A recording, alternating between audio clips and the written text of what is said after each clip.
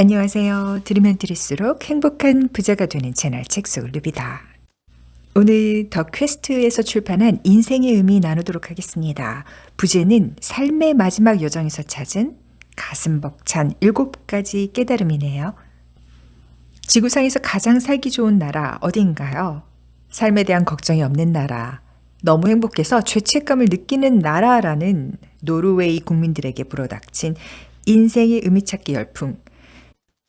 이 책에서 쏟아내는 그 깨달음이 여러분의 인생에도 의미가 있길 바랍니다. 인생의 처음과 끝을 파고든 끝에 깨달은 세상의 통념과 다른 7가지 의미 중 첫 번째는 관계입니다. 태초에는 모든 것이 어둡고 조용했다.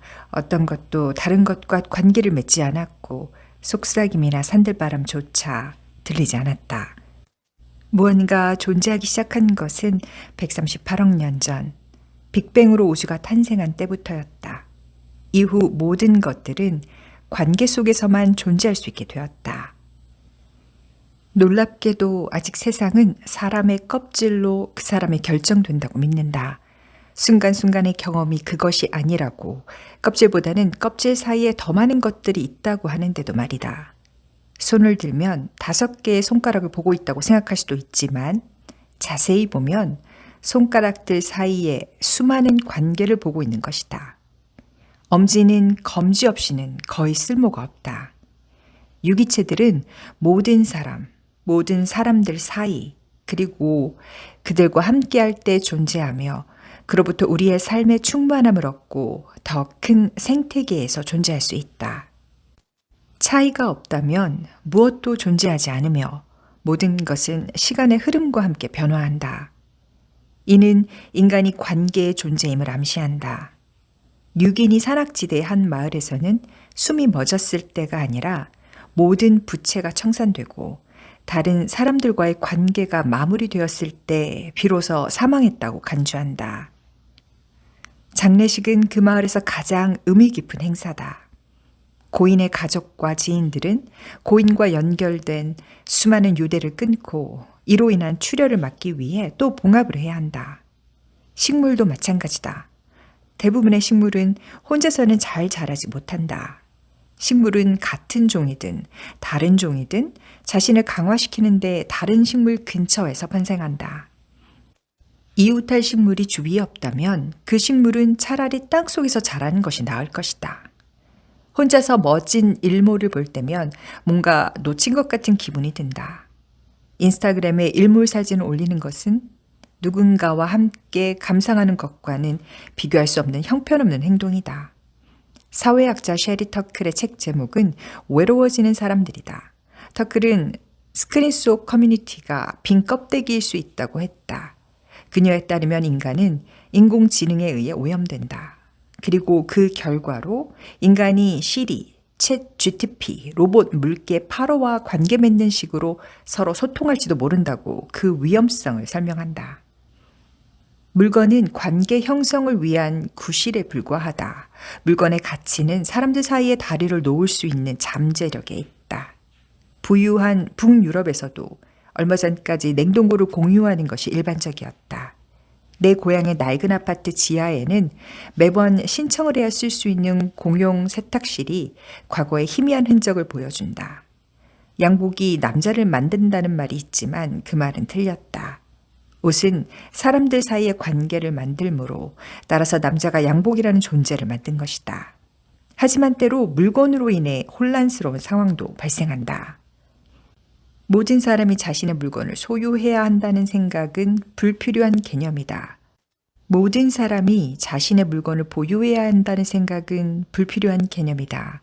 부유한 북유럽의 자동차는 90% 이상의 시간을 움직이지 않은 채 흘려보내고 노르웨이 사람들이 휴일과 주말을 보내는 오두막은 보통 비어있다. 연구 결과에 따르면 노르웨이인의 옷장에 평균 359벌의 옷이 있다. 그중 4분의 1 정도는 가끔 사용되지만 대부분의 옷은 실존적 불안에 대한 침묵하는 증인처럼 마냥 걸려 있다. 그럼에도 불구하고 물건들 중에는 진정한 가치를 지닌 것들이 있다. 오래된 갑옷, 아이가 어릴 때 크리스마스 선물로 준 휘어진 점토초대, 수많은 콘서트와 여행, 숲속 산책을 함께했던 15년 된 가죽 재킷 등이다. 이것들은 더 이상 물건이 아니라 소중한 추억을 떠올려주는 귀한 존재다. 인간이 다른 생명체와 친밀한 관계를 맺는 방식. 다른 종과의 관계에 있어 종의 다름을 인식하는 건 매우 중요한 문제다. 인간은 다른 종을 존중하고 배려해야 하지만 종 간의 특성을 무시하고 인간과 똑같이 간주하는 건 도리어 역차별이 될 수 있다. 인간이 돼지와 쥐를 존중하고 배려해야 하는 건 맞지만 그렇다고 돼지와 쥐에게 너희 종의 권리 선언문을 작성하라고는 할 수는 없다. 인간과 인간, 인간과 다른 생명체를 연결하는 실은 눈에 보이지는 않아도 그 수는 무수히 많다. 그 중에서도 굵은 실이 있고 가는 실이 있는데 이 실들이 얼마나 튼튼한가는 우리가 얼마나 많이, 얼마나 깊이 그들과 얽혀 있는지, 그리고 얼마나 많은 양분이 관계에 스며들도록 하는지에 좌우된다. 인간관계가 줄어들고 외부 세계로 연결된 실이 가늘어질수록 움벨트에서의 통합은 약해진다. 움벨트란 20세기 초 생태사상가 야콥 폰 웩스퀘리 제시한 용어로 생물학적 생존을 기준으로 한 주변 세계, 주변 환경 정도로 표현할 수 있다. 인간은 가장 두꺼운 실, 즉 가장 가까운 타인, 의미 있는 타인으로부터 버림받거나 학대를 당할 때 가장 취약해진다. 이런 상황에서는 개인의 존재감에 심각한 타격을 받는다. 반면 알지 못하는 사람으로부터 비방을 당하고 경멸의 시선을 받는 건 그리 크게 타격을 받지 않는다. 좋든 나쁘든 타인과 연결하는 실은 중요하다. 그 실이 보이지 않는 순간 인간은 완벽한 혼자가 된다. 삶이 무의미해지는 순간이고 다른 어떤 생명체도 나를 필요로 하지 않으니 삶을 끝내는 것이 낫겠다고 생각하는 무서운 순간이다. 인간이 혼자 살 수 없다는 내 주장이 너무 뻔한가? 그렇다면 이런 식견을 함께 더 잘 살기 위한 실천에 옮기는 것은 왜 그렇게 어려운가? 이를 설명하기 위해 우리가 얽혀있는 거대한 생태계의 특성, 즉 어떤 성향은 자극되고 어떤 성향은 약해지는 본성을 이야기할 필요가 있다. 사회학자 에밀 뒤르켐은 인간을 호모 듀플렉스로 본다.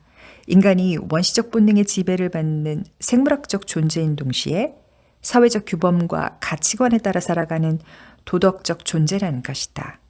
나는 이 관점이 통속적인 다윈주의보다는 개선되긴 했지만 한계가 있다고 생각한다. 사회적 규범이 촉발한 인간 사이의 의심과 적대감은 무엇으로 설명할 것인가? 반면에 동물적 본성에 따라 인간은 서로 돕는 존재가 되기도 한다. 인간을 비롯하여 동물, 식물, 균류 등 모두 협력하며 생존하는 거대한 생태계를 상상해보라. 호모 듀플렉스 이야기로 돌아와서 이렇게 표현해보자. 해리포터 시리즈의 3부 아즈카반의 죄수들 끝부분에서 해리는 자기 자신에 대한 실존주의적 의심에 시달린다. 해리는 선한 존재가 되고 싶지만 이마의 번개 흉터에서 알 수 있듯 자신 안에 악한 무언가가 있음을 알고 있다. 볼트모트가 부모를 살해하고 해리를 죽이려다 실패했던 어린 시절에 생긴 흉터다. 호그와트 입학식 때 분류모자는 해리의 기숙사를 두고 슬리데린과 그리핀도르 사이에서 결정을 망설였다. 슬리데린은 오랫동안 흑마법과 어둠의 세력에 장난삼아 손을 대는 것으로 유명했던 반면 그리핀도르는 용감하고 정의로운 사람들로 이루어져 있다. 해리는 결국 그리핀도르로 갔지만 그때부터 의심이 시작된다. 결국 해리는 교장 덤블도어에게 조언을 구한다. 선생님, 제가 선한지 약한지 모르겠어요. 각기 다른 힘들이 저를 다른 방향으로 끌어당기는 것 같아요. 제가 누구인지 어떻게 알 수 있나요? 교장 선생님은 한없이 깊은 눈빛으로 그를 바라보며 길고 흰 수염을 조심스레 쓰다듬고는 마침내 이렇게 말했다. 해리, 그건 너에게 달려있다. 해리포터 시리즈에 손꼽히는 이 명장면은 아마 북아메리카에 전해지는 두 늑대 신화에서 영감을 얻었을 것이다. 내가 알기로 이 이야기는 미국 남동부, 플로리다 북부, 테네시 남부의 산림지대에서 살던 체로키 부족에게서 비롯되었다. 반백의 할아버지가 어린 손자에게 말한다. 내 안에는 서로 우위를 차지하려고 싸우는 두 마리 늑대가 있지. 하나는 악이란다. 악한 늑대는 분노이자 시기이며 슬픔과 후회, 탐욕, 오만, 자기 연민, 죄책감, 원한, 열등감, 거짓말, 거짓 자부심, 오만, 이기심이지. 두 번째는 긍정적인 감정이란다. 이 늑대는 기쁨, 평화, 사랑, 희망, 조화, 겸손, 선함, 친절, 공감, 관대함, 진실, 연민, 신뢰지. 이 둘은 죽을 때까지 싸움을 하는데 그런 싸움이 내 안에서도 벌어지고 있단다. 아이가 묻는다. 그래서 누가 이겨요? 노인은 답한다. 그건 내가 누구에게 먹이를 주느냐에 달려있지.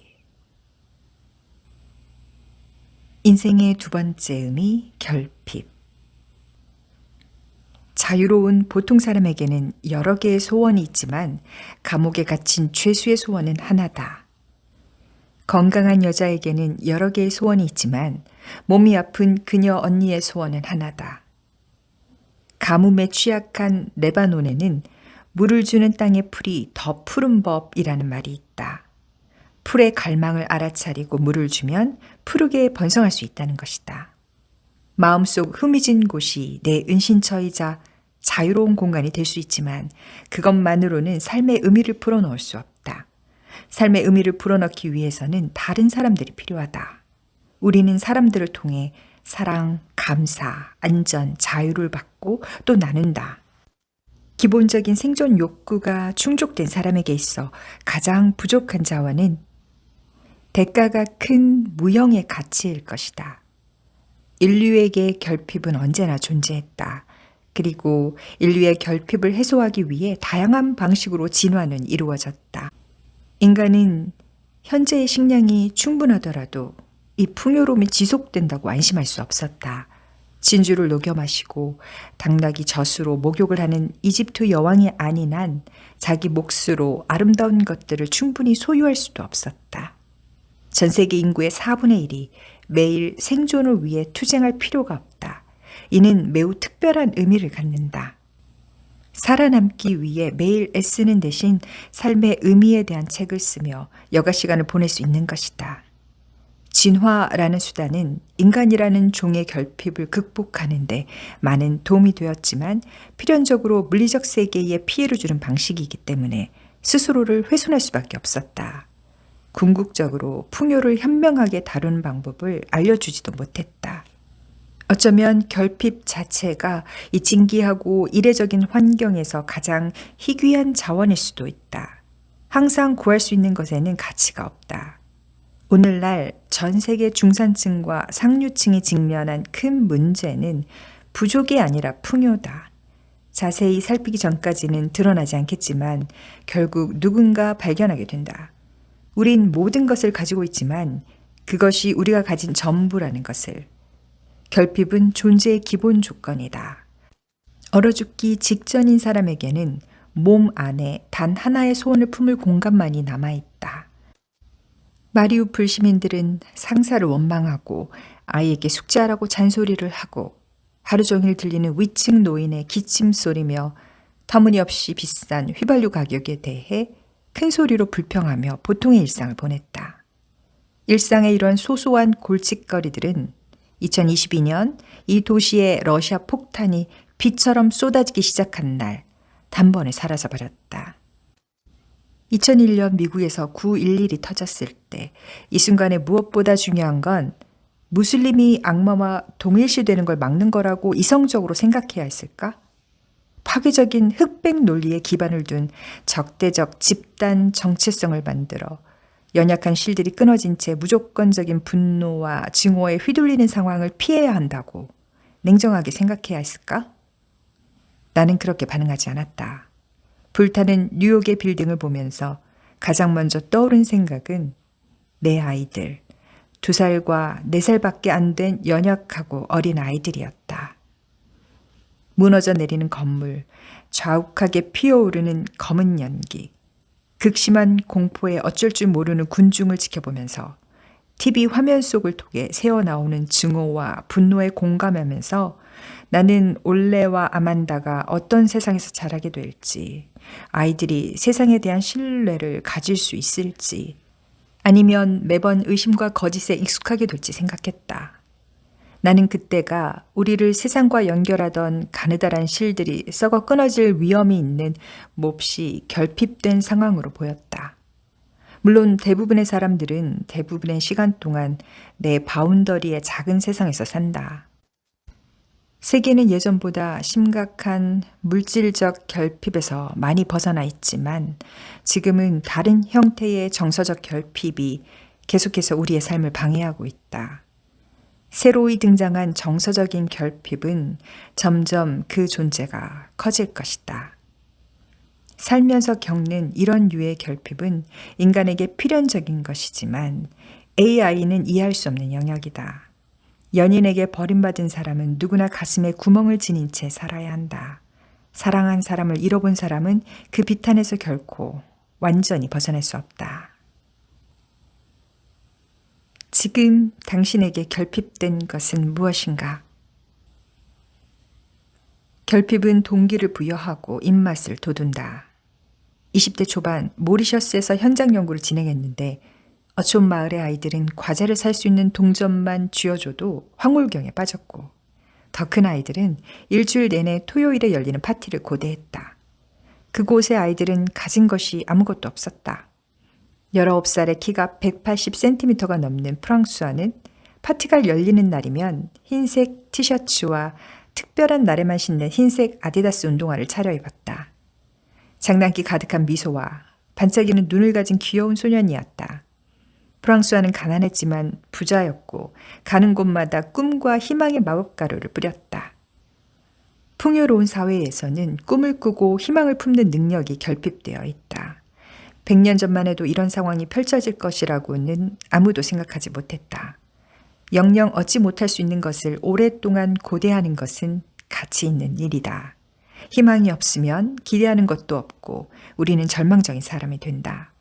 절망적인 사람에게는 두 종류가 있다. 절망적으로 가난한 사람들과 절망적으로 부유한 사람들. 둘 다 희망을 잃었지만 이유는 정반대일 것이다. 풍요로운 사회에서 가장 부족한 자원은 타인의 관심과 시간, 외부 세계와 연결할 수 있는 믿을 수 있는 실, 나 자신을 알게 되는 느린 시간, 그리고 그 실에게 세심한 주의를 기울이는 것이다. 인류학자 클리포드 기어츠는 인간은 수천 가지의 삶을 살 수 있는 잠재력을 가지고 태어나지만 결국 하나의 삶만 살게 된다고 말했다. 다른 사람의 삶에 대한 호기심과 지식은 나 자신을 아는 데 도움을 줄 뿐 아니라 내가 살 수 있었던 다른 삶에 대해서도 배움과 깨달음을 준다. 이로써 내 안의 실이 무한대로 확장하여 이제껏 공유해보지 못했던 기억과 한 번도 방문한 적 없던 장소까지 뻗어나갈 수 있다. 이것이 바로 상상력의 힘이다. 현대의 노르웨이는 부유해졌지만 삶이 더 의미 있게 변하지는 않았다. 아니, 나는 오히려 의미가 없어졌다고 주장한다. 다른 사람들의 시간과 관심에 대한 결핍을 느끼는 것이 그 어느 때보다 절실하다. 현대 노르웨이 정치인들은 노르웨이가 생태적인 책임을 다하려면 석유와 가스를 계속 채굴해야 한다며 온갖 수사학적인 재주를 부리지만 아무도 그들의 말을 믿지 않는다. 정치인 자신들도 그 말을 믿지 않을 것이다. 풍요로운 사회에서는 결핍 자체가 희소한 자원이 된 것처럼 보인다. 관계보다는 개인을, 지속 가능성보다 성장을 중요시하는 사회에서는 다른 모든 것과 연결되는 끈, 실, 필라멘트가 얇아지고 때로는 사람들의 관심 밖으로 사라진다. 결핍은 삶의 방향성과 집중도에 필요한 요소이지만 결핍의 가장 중요한 역할은 삶의 윤활유가 되는 마찰과 저항을 야기한다는 점일 것이다. 마찰과 저항으로 인해 당신은 원하든 원하지 않든 삶에 전력을 다하게 되고 극도로 어렵지만 반드시 달성해야 할 과제가 있다는 것을 깨닫는다. 이러한 저항은 결국 성취로 이어진다. 희망이 없으면 저항도 있을 수 없다. 희망은 꿈에서 자란다. 이것이 꿈이 인생의 세 번째 의미인 이유이다. 이 책 인생의 의미에서 저는 관계와 결핍에 관해서 여러분과 나누었고요. 나머지 5가지 주제는 직접 책을 통해서 경험해 보셨으면 좋겠습니다. 오늘도 이 한 권의 멋진 책으로 여러분의 삶을 이루고 누비고 즐기세요.